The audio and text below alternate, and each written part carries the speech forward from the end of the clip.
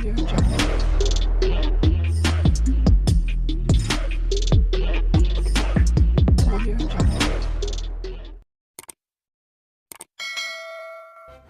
kasih karena memilih channel ini. Sebelum kita mulakan video ini, sila pertimbangkan untuk menekan butang like, share, dan subscribe, dan aktifkan butang lonceng Anda agar Anda sentiasa mendapat info-info percuma pada setiap hari dari channel kami. Dan tinggalkan komen Anda karena komen Anda amatlah dihargai.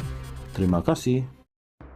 Pusat Membenteras Rasuah dan Kronisme C4 mengkritik pelantikan semula Azam Baki sebagai Ketua Pesuruhjaya SPRM. Kumpulan anti rasuah itu berkata, apa yang berlaku sama sekali tidak menggambarkan pembaharuan institusi yang pernah disebut Perdana Menteri Anwar Ibrahim sebelum ini. Mereka berpendapat nama itu patut dicadangkan oleh Parlimen melalui sebuah jawatan kuasa pilihan khas Parlimen. Kewibawaan dan kebebasan SPRM akan dikekal dipersoal selagi proses lantikan Ketua Pesuruhjayanya tidak diperbaharui, katanya. Badan itu turut membangkitkan kontroversi lama Azam, antaranya berkaitan pemilikan saham yang diragui sepadan dengan gajinya sebagai penjawat awam. Azam berkata, saham itu bukan miliknya, tetapi dibeli oleh adik atas namanya.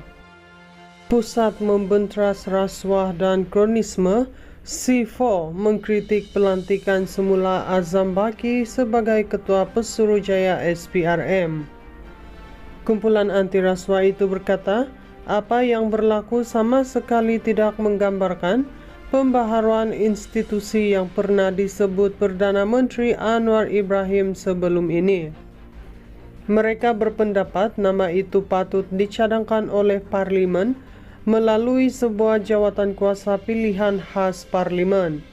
Kewibawaan dan kebebasan SPRM akan dikekal dipersoal selagi proses lantikan Ketua Pesuruhjayanya tidak diperbaharui, katanya. Badan itu turut membangkitkan kontroversi lama Azam, antaranya berkaitan pemilikan saham yang diragui sepadan dengan gajinya sebagai penjawat awam. Azam berkata, saham itu bukan miliknya, tetapi dibeli oleh adik atas namanya. Pusat Membenteras Rasuah dan Kronisme C4 mengkritik pelantikan semula Azam Baki sebagai Ketua Pesuruhjaya SPRM.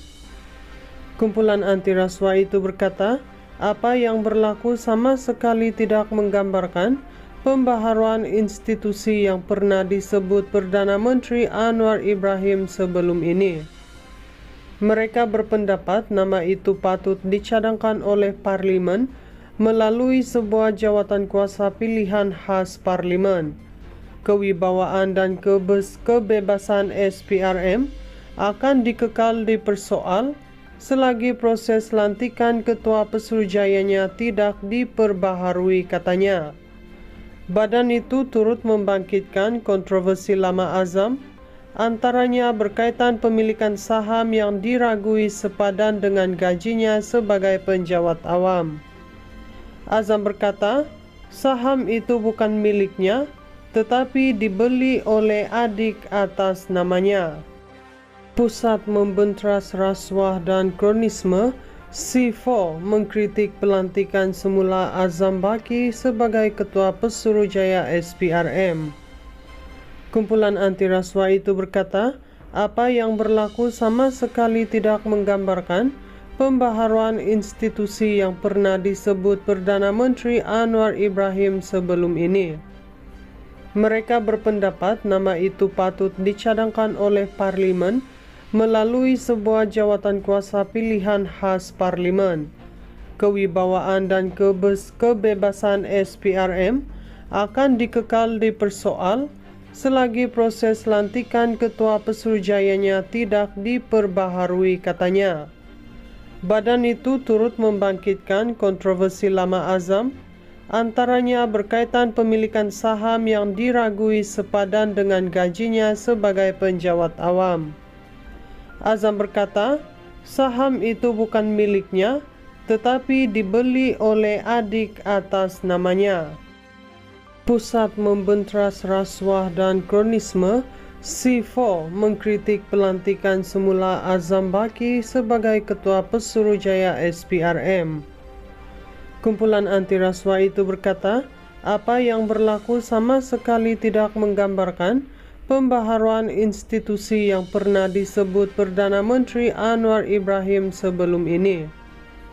Mereka berpendapat nama itu patut dicadangkan oleh Parlimen melalui sebuah jawatan kuasa pilihan khas Parlimen. Kewibawaan dan kebebasan SPRM akan dikekal dipersoal selagi proses lantikan Ketua Pesuruhjayanya tidak diperbaharui, katanya.